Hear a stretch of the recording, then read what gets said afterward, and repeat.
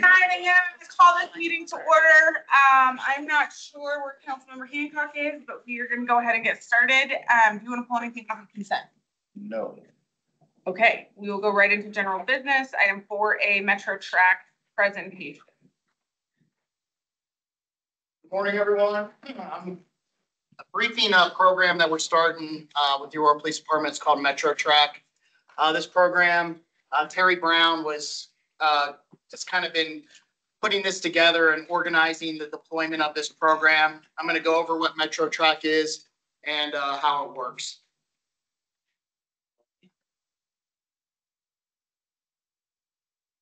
So Metro Track is an auto theft prevention program in collaboration with CAPHAL, which is the Colorado Auto Theft Prevention Agency.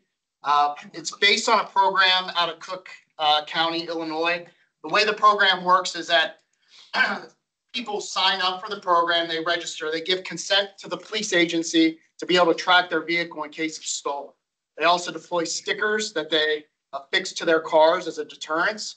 And this program has been very successful there. I'll go into the details of it. Our program is going to be a little different than what's in Cook County or what Denver has in Denver Tracks.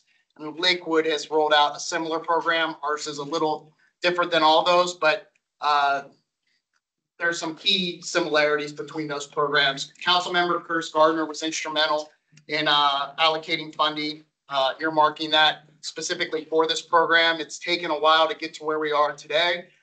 Over a year to get to this point. There's a lot of logistics in rolling out a program like this, but we're very close to having the kickoff for it. Next slide. So most vehicles manufactured after 2015 have some sort of infotainment system or some sort of OnStar tracking system within it that allows the manufacturer to locate that vehicle in case there's an emergency. But what we're using it for is, and what Cook County found is that there's contacts within all these manufacturers that can immediately access the vehicle's location through the GPS contained within the car. So what we're doing is making that available to the owners of those vehicles. And if they register for the program, they give consent for us to be able to track the vehicle only if it's stolen. We don't track it in any other time. But if the owner gives us consent, their vehicle is actually stolen. They would call us. They would say, hey, my vehicle is stolen. I'm registered with Metro Track, and I've already given consent for my vehicle to be tracked. We would then contact the manufacturer through their infotainment system. They would be able to locate that vehicle, and the PD would be able to go and recover their vehicle and get it back to the owners. If the vehicle does not have a GPS system, one of the things that we're doing a little bit different in Washington, D.C., they're actually doing Apple AirTags. So if there's a vehicle older than 2015, or if you don't have that technology and you live within the city of Aurora, we would provide an Apple AirTag. We would install it in the vehicle, and then that Apple AirTag app would be available on their phone. So then if their vehicle is stolen, they would contact the police department. They said they're registered for the program. They would tell us that they have an Apple AirTag and that they're tracking the vehicle and what the location is, and then we would go out and hopefully recover that vehicle and get it back to the owner. The goal is to recover the vehicle without any damage and get it as quickly as we can back to the owner. I have a quick question. Yes. To the Apple AirTags, well, what if somebody doesn't have an Apple phone? What if they have an Android? Are we just relying on their GPS? Hopefully they have a GPS system in their. So for the 2015 and newer, we would be relying on the GPS system within the car. The Apple AirTag is for those who have an Apple phone who do live within the city of Aurora. We are exploring other options if they don't have the ability to track it through an Apple AirTag. The thing is we've done some research. The Apple AirTags are the best tracking devices. In some of the other ones, the batteries don't last as long. We would have to come up with a replacement thing with this, but we thought it would be good not to just limit it to people that have newer vehicles. If we can provide a service to additional people, a lot of people do have iPhones. I get it. If there's Android, there may be some limitations there. Those are some of the little logistical things because we haven't actually purchased those AirTags yet. And Apple is the vendor that we're looking at, probably would be the most beneficial as far as getting that vehicle located quickly with the best battery life. Council member, so the the Apple AirTags, the owner doesn't have to have the Apple phone because it pings every Apple phone around. So it's interesting technology. It doesn't connect to the phone of the actual owner. It actually connects off to every iPhone around where the car is. So it should still work even if the owner doesn't have an Apple iPhone. Okay. But the app would be with the owner, so there would be some logistics with downloading that tracking technology on their phone, because we don't want to, what we want to do is not have that tracking ability, because we want the owner to have that for privacy rights, and then they would contact us, tell us where it is tracking, make that information available to us so we could locate the phone or locate the vehicle. All right, you can move on to the next one. So anyone can register who lives, works, or does recreation or entertainment within this city of Aurora. We are reserving the tracking devices because we're going to incur the cost for that. If you actually live within the city of Aurora, we would make that available to our residents. So anyone that works in Aurora, you can sign up and register. The goal of this is to make it of a metro area thing, a regional thing. The more agencies that sign up and be a part of this, the more powerful it is. So right now, we are making it available to anyone who, like I said, lives, works, or plays in the city of Aurora. But the devices, the tracking devices, to make those available would only be for people who live in Aurora. Once the registration and consent form is complete, vehicle stickers will be issued to participants. On the next slide. The stickers are the most powerful thing with this as a deterrent. So one sticker is placed on the outside driver's side window, and then the second sticker is placed on the inside window facing whoever's in the driver's seat. So what we found is Denver's actually had, at the time, they probably have more now, it was roughly 3,000 people signed up for the program. They haven't had any vehicles with stickers affixed to it stolen. So it's a huge deterrence. People that are going up to think about stealing a car, when they see these stickers, they're going to choose to potentially steal another car, but not that car, because of the deterrent. So what we want to do is get as many people signed up for this that live in Aurora or frequent Aurora. And then from a metro standpoint, if Denver's signing up and they have Denver stickers on it and they look similar, auto thieves are going to know these vehicles are tracked. So don't steal this vehicle. There's an additional deterrence thing I'll talk about here in just a second. There is no fee for registration in the Metro Track program. The program will be overseen by the Community Relations section. So when they're doing their pop-up events or when they're doing community events, they'll have the ability for people to sign up at these events. So they can register, they can sign the consent forms, they can get issued the stickers, the brochures, the fact sheets.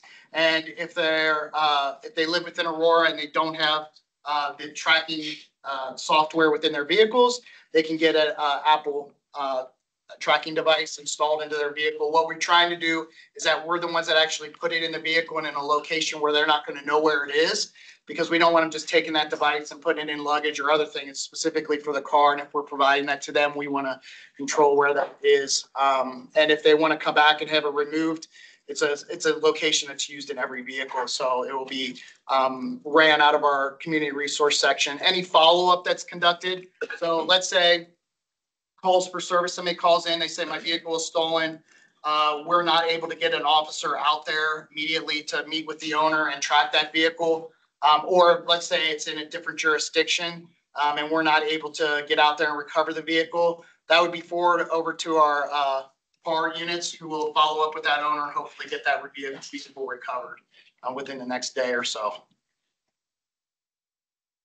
So as far as the funding, Capitol is paying for printing of all the stickers. The only thing they ask is that their logo goes on the sticker, which I think is a reasonable ask. And you will see on the stickers there that it has their logo on it. So they'll be funding all the stickers. We have $25,000 allocated through council. That will be used to pay for the Apple AirTags and also for the printing of the brochures and posters. If a registered vehicle is stolen, an officer will be dispatched to the RP's location. Upon confirming that a consent form is on file, the officer will attempt to track the vehicle's location. And like I said, there will be follow-up done if we're unable to do it at that time. So, but if somebody's car's stolen in Thornton and they have this, they're going to report it stolen through Thornton. If they want to reach out to us and see if we are able to locate it, you know, and PAR is available to do that in the following up, we will do that. That's why I think if the more of the metro agencies that become involved, the easier that will be. So there will be limitations initially with this, especially if it's outside of our jurisdiction that's potentially occurring.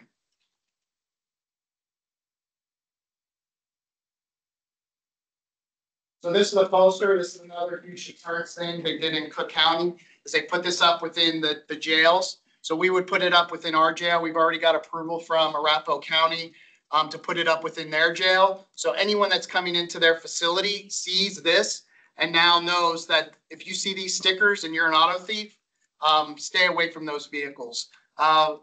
Arapahoe County Sheriff's Office already said they love the idea. They want to already get involved in this. So we can already see that this is going to spread to all the other metro agencies. One of the things that we came up with was to design a sticker that could be universally used by other agencies. It's very generic in that it's not specific to an agency other than just saying Aurora Police Department. It's not like our badge or something else that's only could be used by us. Any agency could use that, put their name, you know, Arapahoe County Sheriff's Office, and then they could print the exact same stickers and get those out to cars. And also it becomes commonplace knowledge of auto thieves to see that sticker go somewhere else. The person completes the registration process online. They will mail stickers to apply to their vehicle. So we're creating the ability through our online reporting for people to sign up for it, and we can actually mail out the stickers to them, or we will have those events that they can go to and sign up for it in person. If a person attends an in-person event, they'll provide the stickers at that time. We've also have an agreement with CapPaul that they'll supply a club. So not only can we do that, we can also supply a club when they register their vehicle. In addition to the posters and the stickers, we have the brochure. This gives some tips to help protect your vehicle from being stolen, and just the information. The stickers will be within this brochure. I'm not going to go through all this. It's contained within the backup, but there's a QR code. They can just access that with their phone and do the registration. You can see there what the stickers look like affixed within the vehicle. It also talks about how we're protecting the privacy of the people that register. We're only tracking these vehicles if it's reported stolen and they have given written consent, and then they give us verbal consent then to track the vehicle. So that's the only time we would be tracking, is upon them calling us to tell us their vehicle was stolen and giving us the verbal permission in conjunction with them already of signing the written consent form when they registered. Yeah. Would it be possible to get some of these brochures for us to put in the courthouse? Yes, absolutely. Yep, we can get that. And we also, one of the logistic things we're working on right now is getting all of these translated into Spanish. So we'll have English and Spanish versions. And then there's a fact sheet, which goes through some of the things I just talked about, some education on how the program works. And again, that's all contained within the backup, so I'm not going to go through all that information. There will be a link for registration on the fact sheet, so people can just go to the link and sign up if they want. They'll get mailed the stickers. Okay. All right, so And then, again, this finally, is there's kind some- of complicated. It's three Can you different please incident mute numbers. if you The are first virtual? call Can you out, and the please reason they're here mute? right now Schlager, it was, looks like you. Yeah. Jeff Schlager, Can you? whatever your name. And the last part of the fact sheet is the prevention tips to how to help keep your car from being stolen.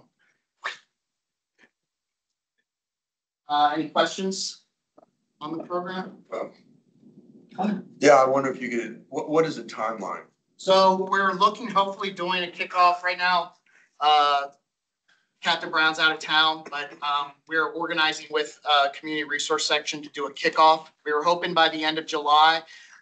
We did with our front desk supervisor leaving. She was instrumental in getting the online registration form completed. So we're working through that right now, but our hope is By the end of July, very early part of August, we'll have the kickoff. It could vary a little bit, but we want to do it hopefully here within the next month or so. Have it rolled out with the kickoff. And are you using, how are you doing the communications part? So through our PIO's office, they've already been involved. We're going to do a media release with that and a press release. So if the information is getting out there, we'll post it on our social network, on our website and things like that. We've already constructed that within there. It's just got to get Okay, rolled now out. you're using our city's comms department as well. Yeah, Matt's been involved in this as well. Okay, thank I would also say to just plan on having an officer at the following, the most recent upcoming town halls after this is launched, to have officers hit every town hall. Yeah. That will be part of the rollout to touch as many people as we can. Yeah. Yeah. Perfect. All right. Thank All you. right. Thank you. Okay, NCSC Aurora Municipal Court Workload Study. Candace Atkinson, Court Administrator. I do have a request here from Councilmember Coombs to postpone this presentation and present at a study session. We already considered that. We're gonna move forward. Thank you. Okay, so this is the caseload study. Yeah. All right. This was approved by City Council, last year, I think. And we finally have the final results. So this is based off of the report that was prepared by the National Center. Maybe. There it is. You can go to the next. So most people are familiar with the National Center. They've been here since 1971. They are involved heavily with all different types of things in the court system. They actually have some education programs because I've graduated from 2 of them. So they're highly regarded, and we all worked with them to complete this study. Next slide. So we did this study to look at staffing and try to find where, we need more staffing, less staffing. And also one of the really good things that came out of this study is that we have a weighted caseload so that in the future, if we want to redo it, we have the framework to be able to do it ourselves and look at where we're at and see if we need to make any additional changes or tweaks, staffing. Next slide. So we all, like I said, participated. So it was judicial, case management, public defenders, in the prosecutor's office. We had 100% participation, which was really good. Next slide. And we can go ahead and go to the next slide. So this slide and all of this stuff is in the backup, and there's a lot of information in there. So it takes a lot to kind of look at it and digest it. But these are the case types that we put in our study. So on all of these case types, when staff filled out the form every week, they put exactly how much time they spent on each category. The judicial, case management, and the prosecutors used those case types that were there. The public defender's office used those case types. There was also a difference as far as we, the 3 of us, used filing dates. Public defenders, because of their management system, used case closure dates. So we weren't really like reporting on the same numbers, if that makes sense. And we also did an 8-week study where the public defender's information is based off of 1 year. Next slide. So here is again the different case types, and you can see the case types for the 3 departments and then the case types for the public defender's office. Next slide. And this is the overall time spent on each one of those case types. So you can see judicial officers, the prosecutors, case management, and all of our staff. And then also the related information on the public defender side. Next slide.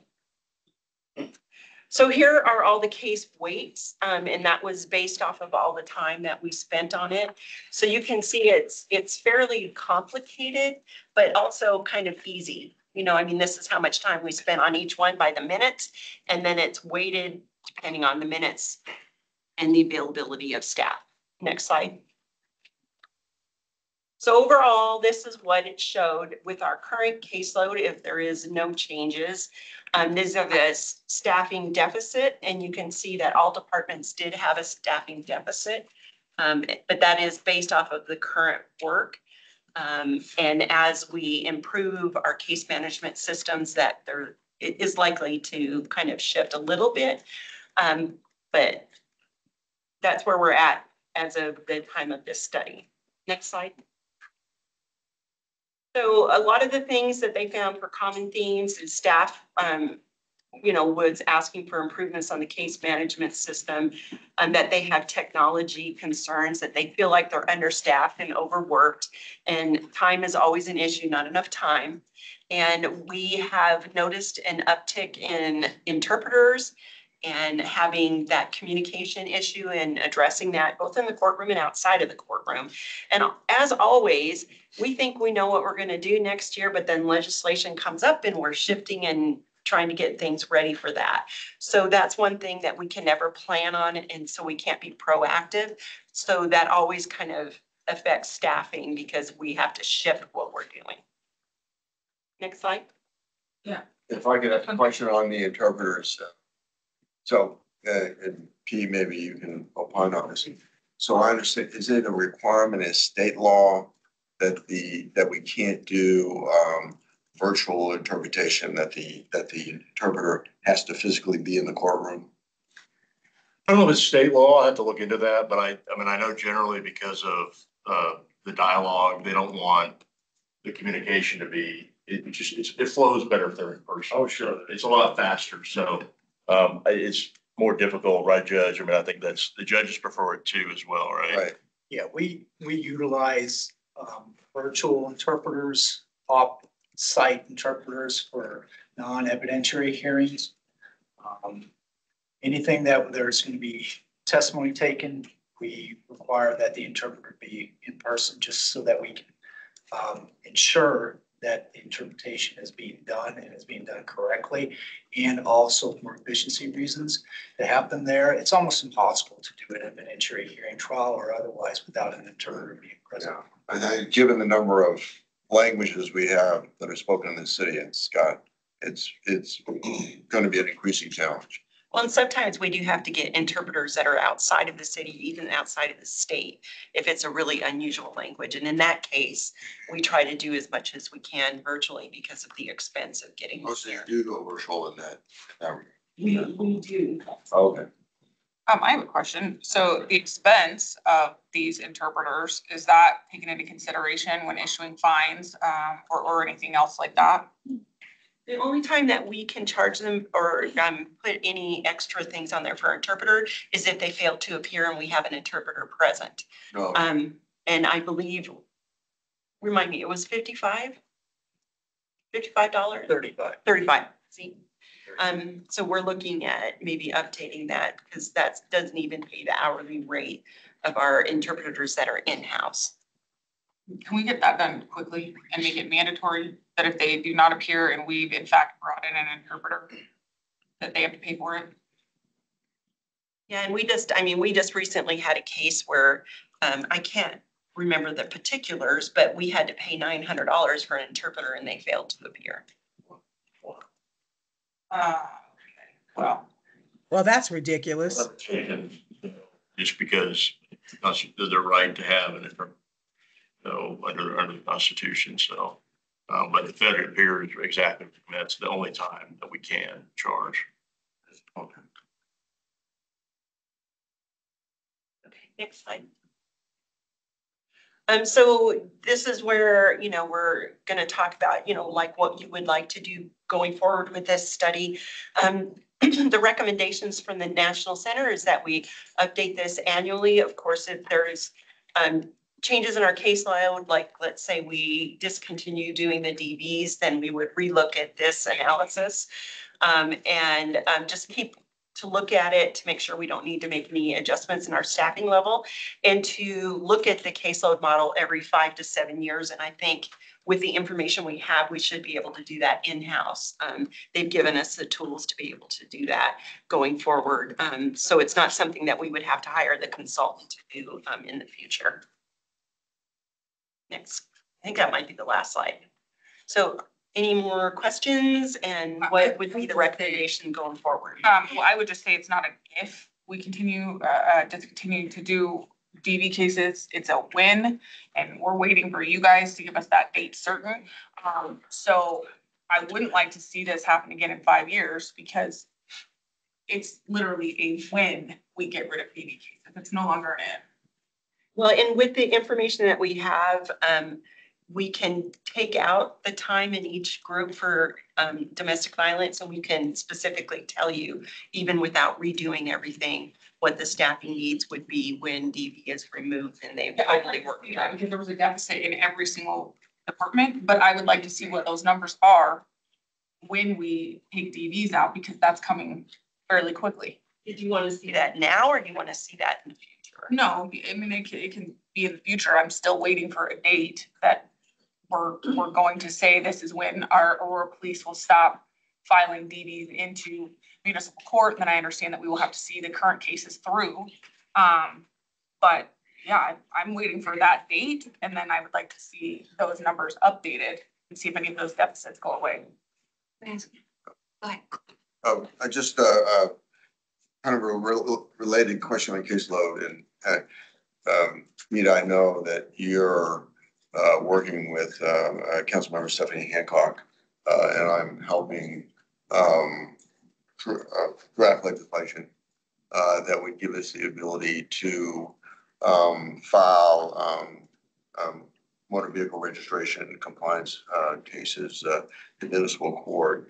If we are successful in having the legislature give us that authority, how much of a caseload would that potentially drive? You know, it just depends on how many citations the APD ends up writing, but I think it'll be, go ahead, Chief. Interim Chief of Police. So over the last 2 years, 23 and 22, we averaged about 1,600 registration summons. And this year, with the extra initiative, it will be over 2,000. I have a question on that. Because I mean, if there was other charges along with it, it would still go to state. So are those ones that would be eligible to come to the municipal court, or is that just an overall number? So the plan is on those, because if they have registration currently, they have to go to state court. The goal of the legislation is to allow an officer stops a vehicle for speeding. They find that they don't have driver's license, or they don't have registration or insurance, everything gets written to the muni court.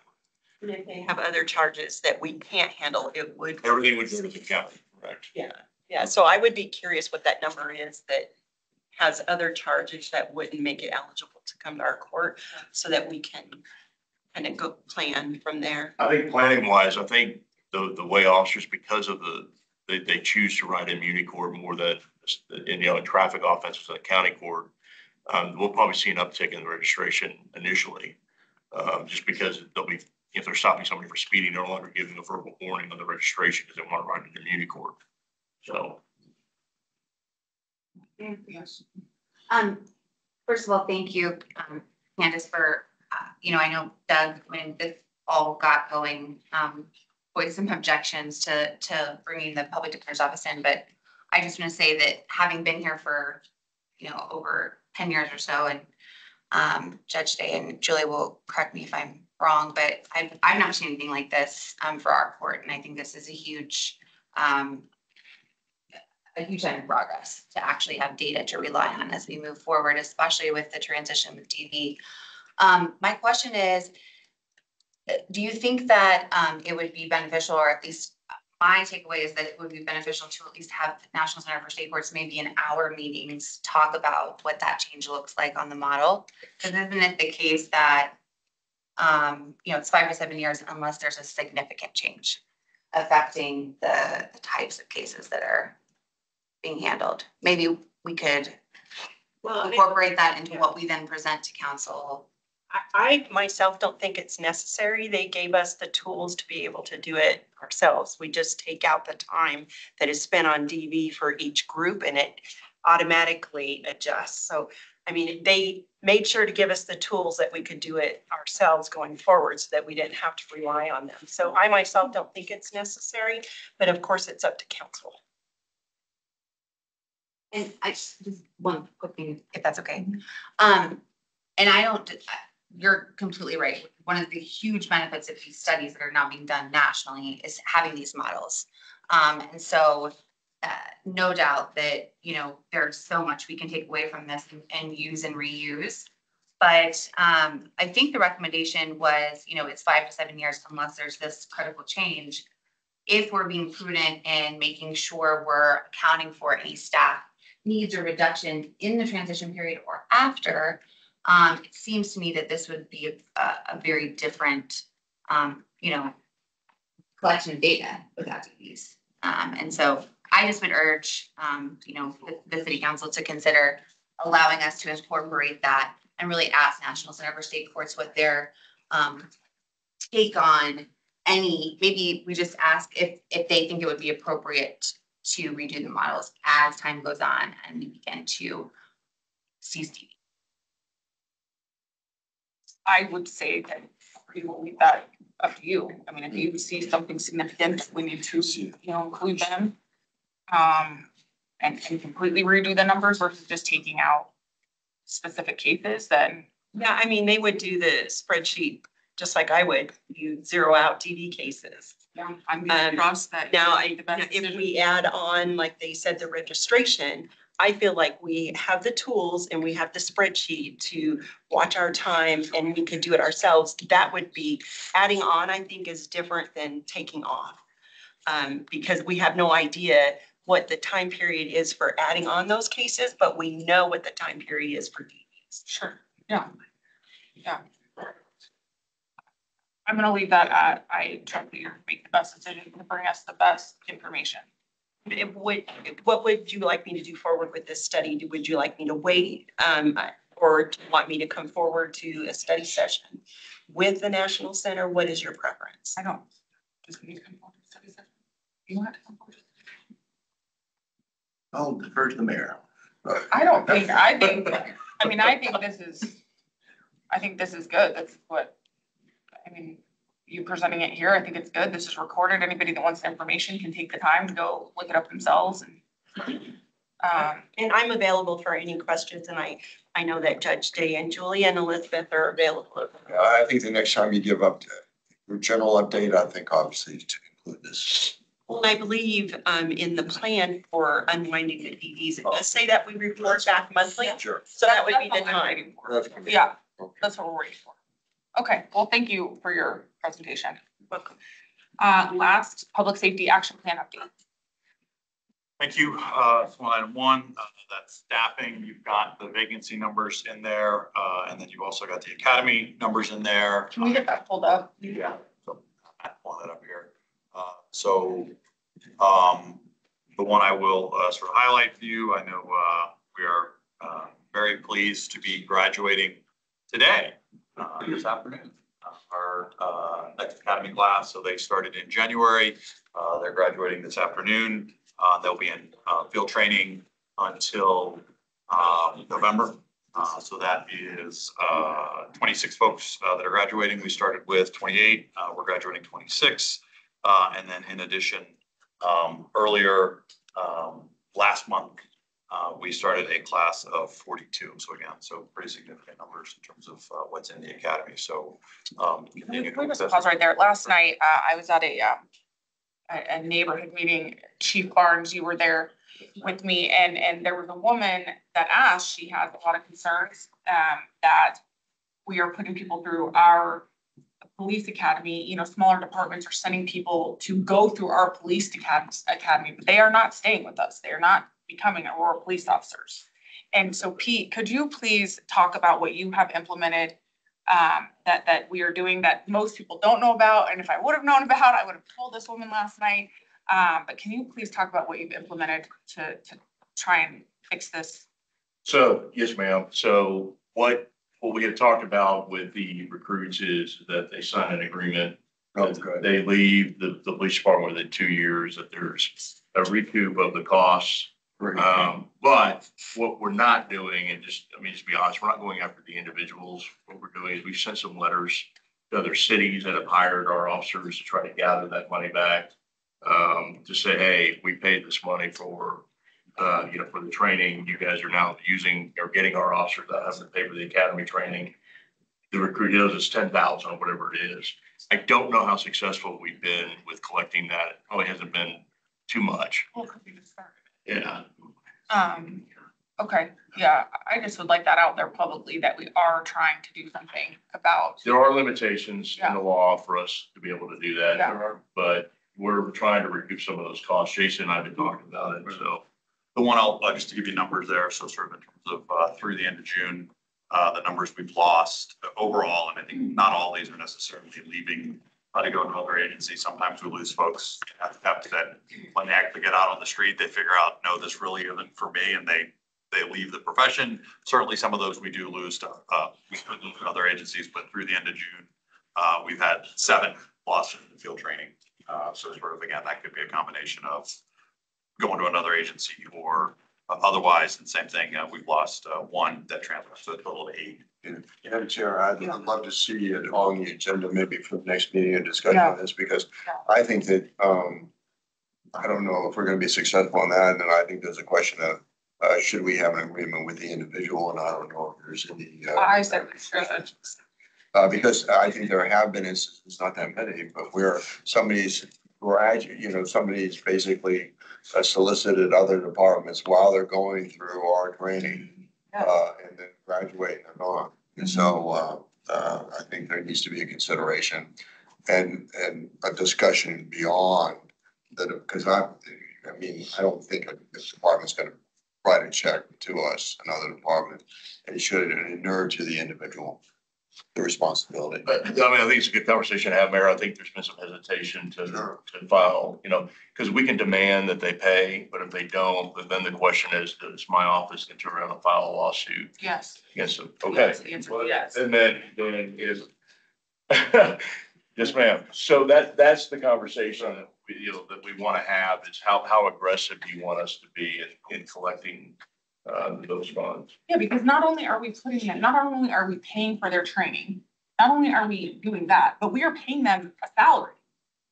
While they are in our academy, they're being paid and getting benefits from the taxpayers of Aurora. So absolutely go after them.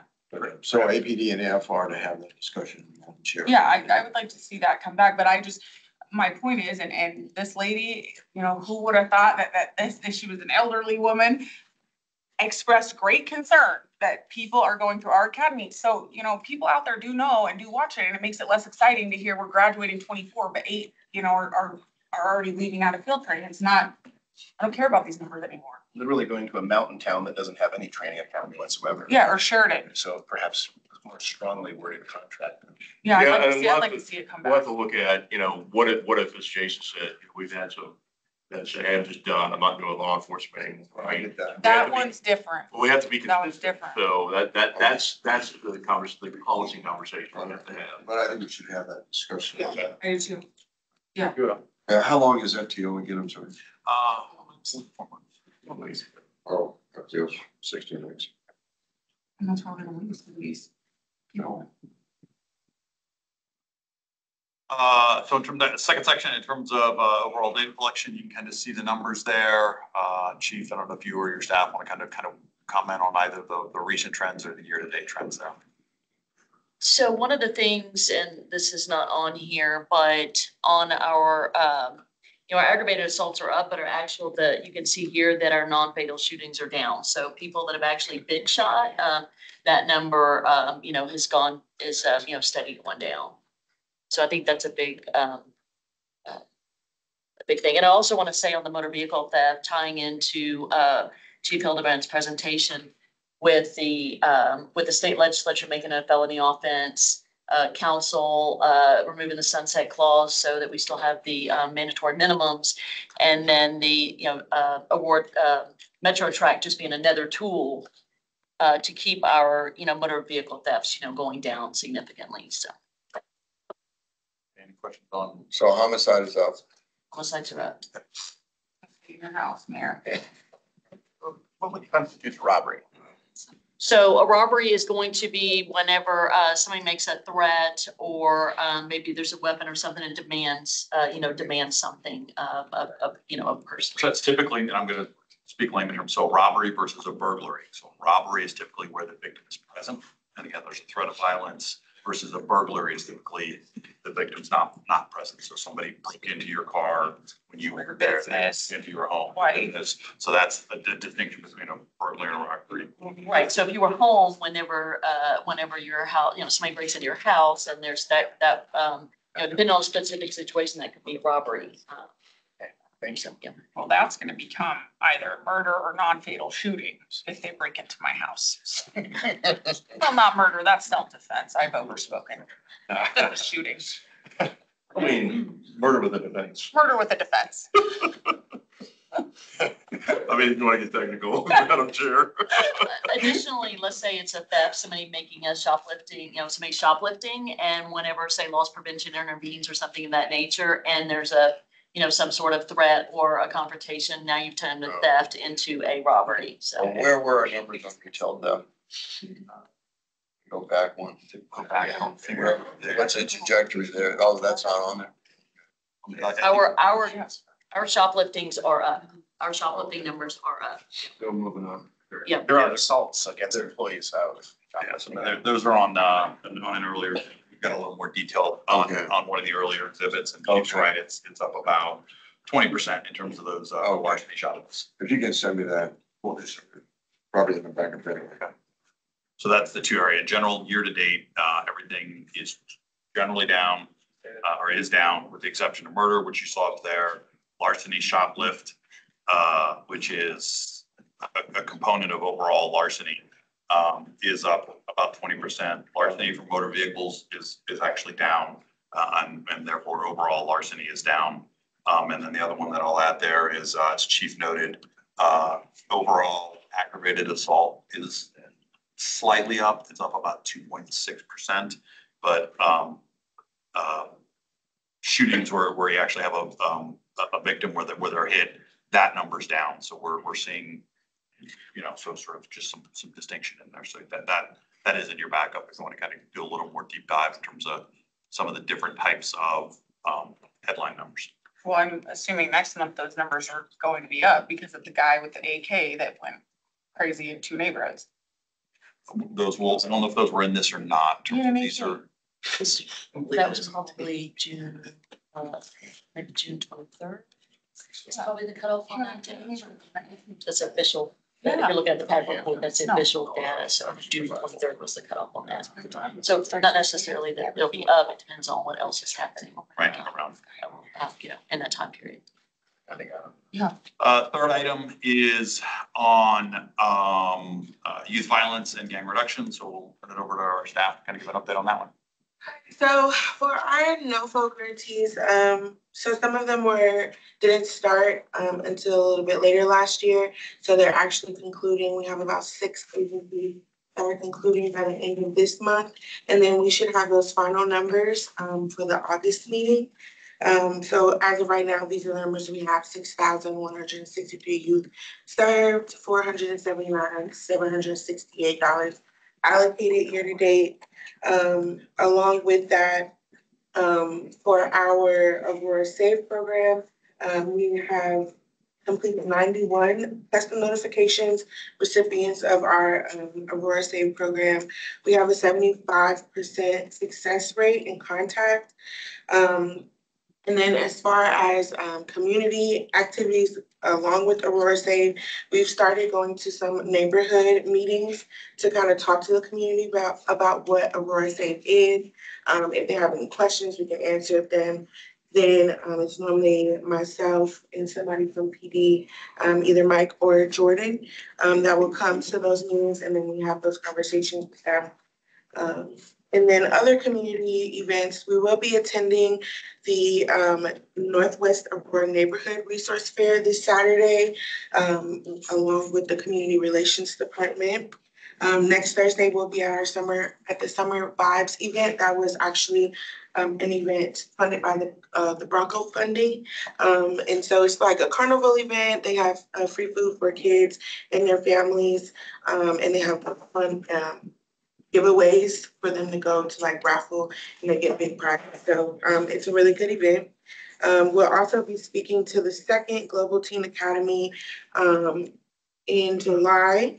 I think it's next week sorry, my dates are messed up. It's next Monday that we'll be starting that. And then we did hire the administrator position for YBP, and that person should be starting July 29th. So hopefully they'll be here for our next meeting. I just wanted to piggyback on what Andrea said. I was talking about Aurora Save, and we discussed coming back next month and doing a presentation on Aurora Save just to flesh out, exactly what we're doing with it and what that looks like for the community. And so I know Mike's very passionate about that, so he'll be presenting next month on that.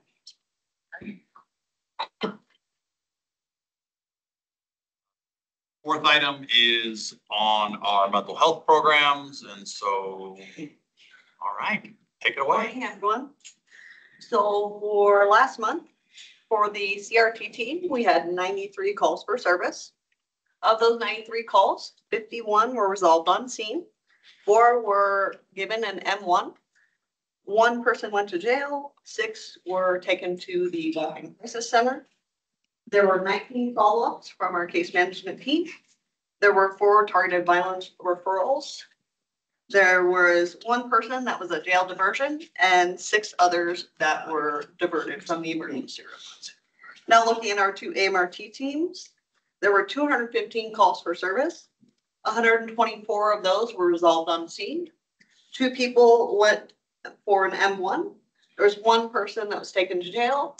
2 that were taken to the Walk-in Crisis Center. There were 5 that were given a courtesy transport within the city. None of them were jail diverted, and there were 6 emergency rooms. Any questions? No questions. I just am such a big fan of this program. I just rave about it all the time. I just really huge fan of this. And Steph, did you have something you wanted to say? I think this is a terrific program, and I'd like to see more resources put toward it because it's successful. And as we move forward to opening the navigation campus or not the navigation, the navigation campus, we'll be able to be more effective in making these transitions from getting people off the street. It's really important. So well done. Appreciate all your support. Yeah. And I'll just add, we're in the hiring process still for the program administrator. So working through the interview process for that. Sorry. How are we on staffing for the clinicians? Because I think under the prior contract, we had a lot of staffing problems. So Sergeant Buchholz with CRT. We're down 2 clinicians right now. We do have 1 in the wings that's close to being finished with the hiring process, but that's where we're at. Okay, I thought we were under contract with UC Health. Yeah. Okay, so it's their responsibility to do the hiring. That's correct. Right? Yep. Okay, and they're coming up short. Okay. Yeah, and well, they're doing a pretty good job. There's just natural sort of, people leave and come. But the UC Health has been on top of it. We have monthly meetings with them. And I'll also note too, they're still doing cost sharing with us, which is very helpful. So they're using some of their grants and gifts and grants dollars from UC Health to help augment the cost of the clinicians still. So if anyone sees anyone from UC Health, thank them for continuing to do that.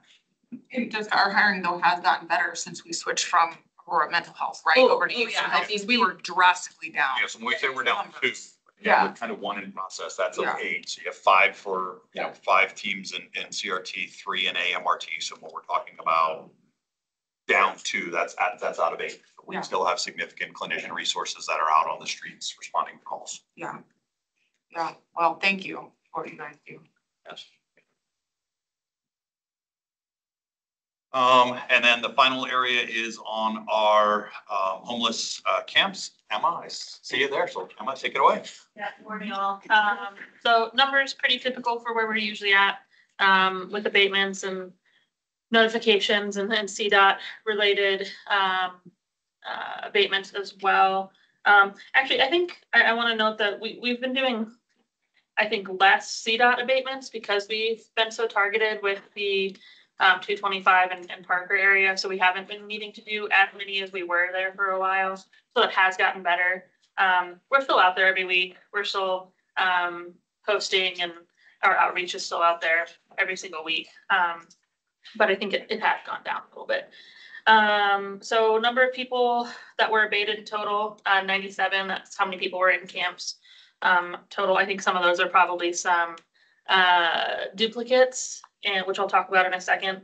And then 23 of those people went to pallet shelters, accepted that shelter, and no one accepted going to Comitas Crisis Center. And I mentioned that we get repeats at the abatements a lot. I'm sure you are aware of that. We're seeing the same people going to the same spots. That's where they're feeling safe going there, or it's what they're used to. So we see them coming back even after we've abated, which means we're also getting repeats of folks going to pallet shelters, which is helpful in ways that way we're getting them connected to those services and working with them. Even when they come back, we just start from where they were last time. But some reasons we're seeing that is folks can stay for 30 days, which typically isn't enough time to get anyone out of a shelter and into housing. And part of that's just the barriers in the way for folks, as well as just there's not enough affordable housing available. Even with veterans who typically have a lot more services available to them and resources available to them, even if they get a voucher, say from the VA, there's still at least a month wait time just for them to get into an intake for that voucher. So that's kind of just some of the barriers we're dealing with getting folks housed. So what we also try to do is move them into other programs, move them into longer term like transitional housing instead. So those are just some of the things we're working with and where we're at with the pallets at the moment. And something I think will be helpful with the navigation campus is to be able to have folks stay and continue to work with them on services, and also getting their income up in other ways so they can move along. Yes. Sorry, go ahead. You still think 30 days is the right amount of time at the pallet shelter? Should that be modified slightly? I think it's hard because we need the pallets to be able to move folks into them. I think more than 30 days, we'd be able to get more done with folks. But then we have less pallets to move people into with that as well. So I think, again, what Jessica was saying, once we have the navigation campus up and running, we won't be running into this issue because we'll have enough space for everyone. I think I would be absolutely open to extending like more than 30 days and talking with our service provider to see how much long they think would be helpful for that. But would want to have a larger discussion with you about that. What percentage do you have that are going into the 6 month? Into the 6 month, we do prioritize folks from the abatements if they're doing well and working towards things. If they've come from the abatement pallets, we prioritize them for then getting into the 6 month. If they're doing really well and working with those case managers, that way we have more time to work with them. I'd have to look at the numbers for exactly how many that is. I think we're going to be resource constrained until we are able to stand up the regional navigation resource center. And I think we need to recognize that. And then we have Councilmember Sundberg policy coming online, and then which is going to be much more aggressive in terms of abatement and trespass. And so I think we need to recognize that, because particularly if somebody's going through the HART program, the newly established, when that comes online, we want those individuals to have priority over the pallet shelters. And we'll have a pallet side for folks in the HART program. So we'll be working with Dustin on that, on figuring out who we're going to be putting in there and who gets priority based on that. So when the homeless navigation campus opens, are we going to continue to purchase pallet shelters, or as those wear out, they're gonna just fizzle out? So we will have kind of a proposal through the budget process of what we do with those. The site at Restoration is getting ready to develop senior affordable housing on that vacant piece of land, which impacts the ability to have pallets. So we'll probably wind those operations down once we have the navigation piece, but just working on timing and contracts and all of that stuff now. But we wouldn't have them simultaneously, probably. Probably transition over to having aggregated services for cost efficiencies and staffing efficiencies at the navigation campus. Do you know when they're planning on breaking ground? Next year. Yes. Okay. And when you say that at the homeless navigation campus, people will be able to stay longer, what does that mean? What does stay longer mean? How long? So it depends on the person. So the very low barrier emergency shelter, folks can stay as long as they want. As long as they want shelter, we'll have it for them. We'll have beds available. For the other tiers, the second tier, it's gonna depend. We're still working with the operator on exactly what they want that to look like. But the third tier, we're looking at, it will be transitional housing. So that could be anywhere from a month to like a year. Based on that need. And those are, again, folks going through the workforce program and working on those things. So they will have a job? They'll be either, they could come in with a job already, or they'll be working through a program to be getting employment, or working through that to work on their resume. So they might not have a job right away, but that would be like the ultimate goal. Yeah. And Councilmember Sabanic going to bring forward the really good definitions of policy. Okay. Yeah. For those clients that are really doing well down the road through that navigation campus, are we able to set aside any really nice housing from the Aurora Housing Authority, these affordable housing units like Baldwin 35? Yeah, we actually received vouchers from the state to go with the navigation campus. So that will specifically be for folks coming to the navigation campus. We already have those, and we're working with the Aurora Housing Authority on some of the contracting with how that's going to work out. But the Housing Authority is on board with working with us on that. And yes. Jeff, you have a question? I do. I'm thinking about, and this may be premature, but you know, when you said that the people could stay as long as they wanted to, I'm referencing the Colorado Springs model. You know, every morning people had to pack up their stuff and move it out of the facility so they could clean. And it gave the impression that this is not permanent. This is not where you live. This is a temporary, keeping the temporary nature of what this facility is, so that people have the expectation that they're going to be moving on, and they need to be active stakeholders in their own lives so that they can do that. And I'm hoping that that is the attitude that you're going to have, that whoever the operator, what the operator is going to have in conjunction and partnership with the city, so that that continues to be the case. That's my first point. The second one is we have these frequent flyers that we keep abating in the same spots over and over again. Particularly like behind the right on Abilene across from the Sam's Club. I think you even abated that space several times. Is there something we can do about some of these frequent flyer spaces that we can de-incentivize people from parking there?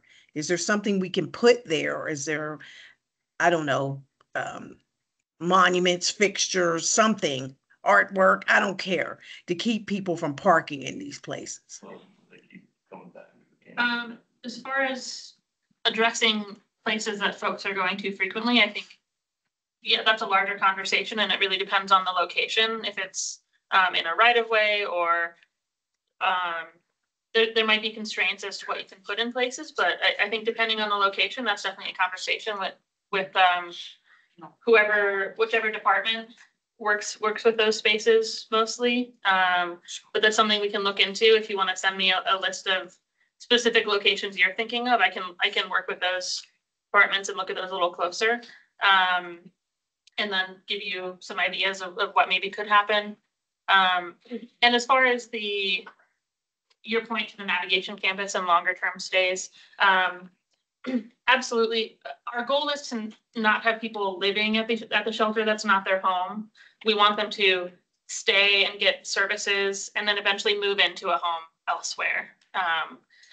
So yes, I think we'll definitely be incentivizing people to be moving along and moving into next steps.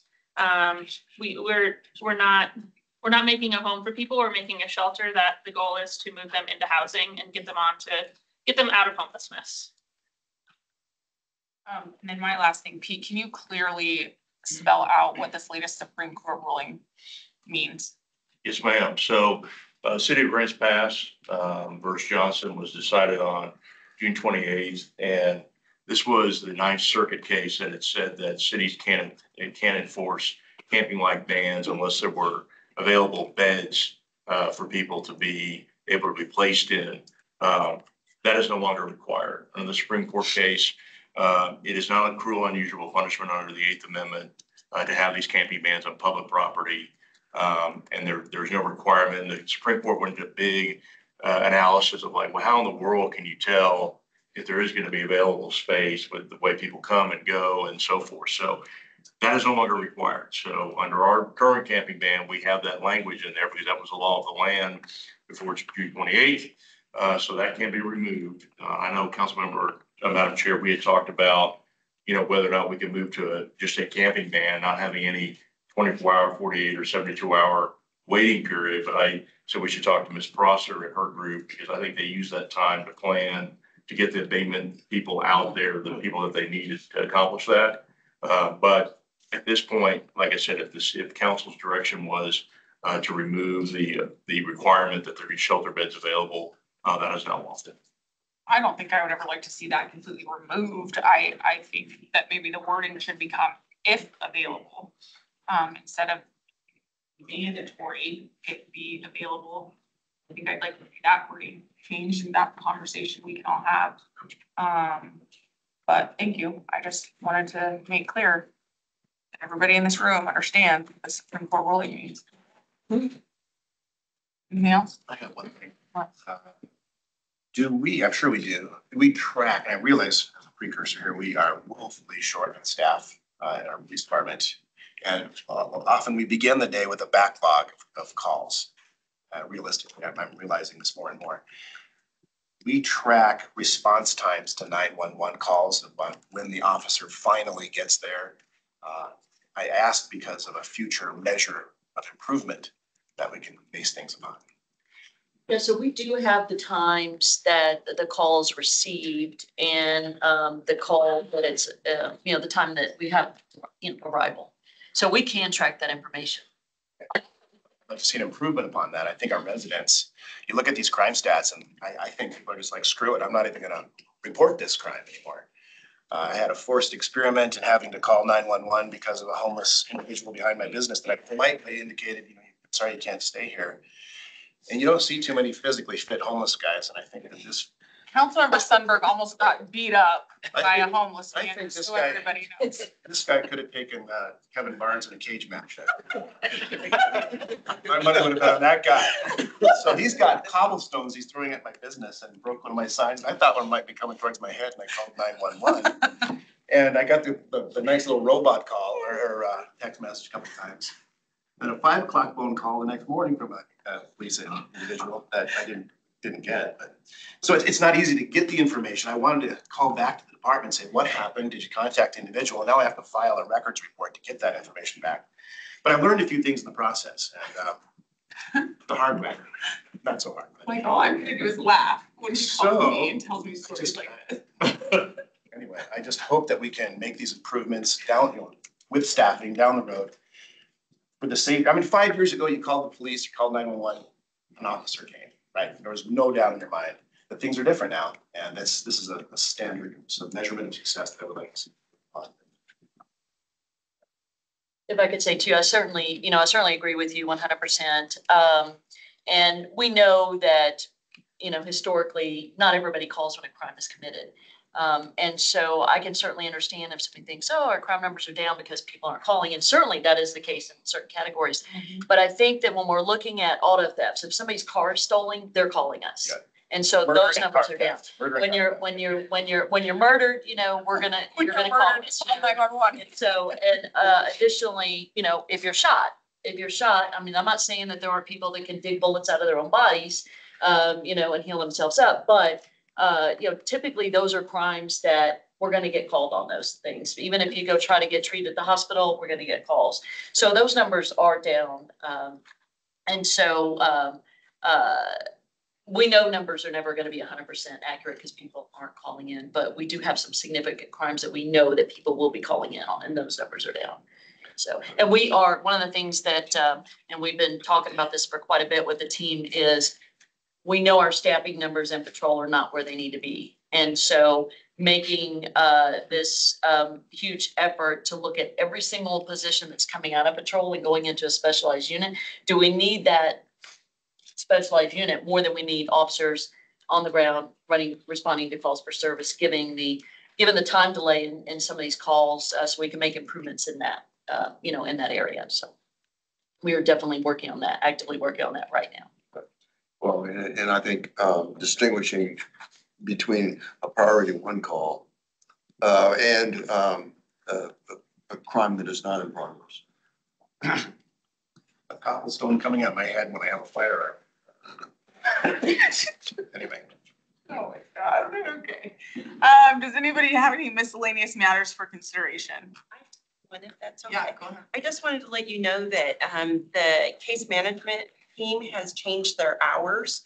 So we went to 10-hour days for staff, which allowed us to extend our open hours.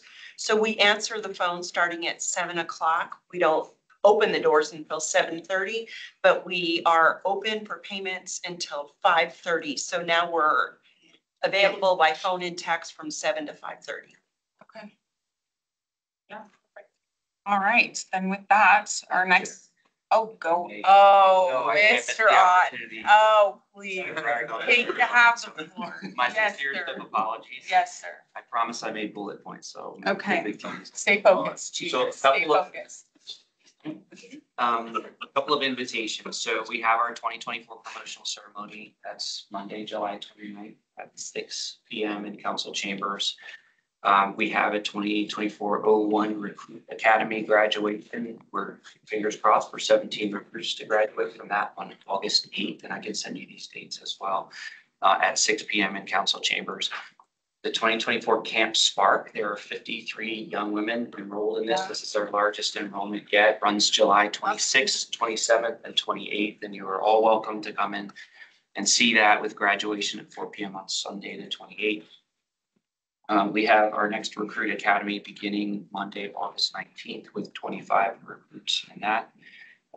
And just a note about some of the discussion earlier, we also routinely have people coming to us through the lateral process that allows us to shorten our Recruit Academy. And so I think that is a consideration, at least on the fire side, that we need to think about, where we put them through. Instead of a 20 or 22-week academy, they move through a 6-week academy and then are pushed out to staffing. So we do get the benefit of other jurisdictions' academy work as well. Would that just be a policy change that you would make? We already have that. It Okay. already happens. Our recruitment for 2025 opens next week, pending the approval of this service commission. And that'll be for an academy that starts June of 2025 with a little bit of a different feel. And then if you'd like, I do have some numbers on the 4th of July, because I know you routinely get questions about the 4th of July responses, if you're interested in that. Just really quickly, so we ran 47 total fires on the 4th. 29 of those were vegetation fires. And I think it's important that because of the volume of calls, sometimes Jeremy and his teams were stopping on the side of the road and putting out smaller grass fires without even calling those in. So there's probably another 6 to 10 of those. We had one multifamily 2-alarm fire. We had one single family house fire, 3 other structural fires. And while all of those are still under investigation, anyone that involved a structure, we think that on 6 of those fires, it's estimated, or we think that illegal fireworks were a part of the problem. And then we're following up on 45 fireworks complaints and have already issued 2 summons. And notably, we ran 247 calls that day. We usually run about 150, and we ran 108 calls between 8 p.m. and midnight. Wow. So once it started To do the math on that 108, between 8, that's a 4-hour period. We've got 20, how many different units do we have? 20. 23, so that's more than one call per hour per apparatus. So we're certainly very busy that night. So thank you, that's all I have. Okay, does anybody else have anything? Okay, with that, our next meeting will be August 8th in this room at 9 a.m. Meeting adjourned.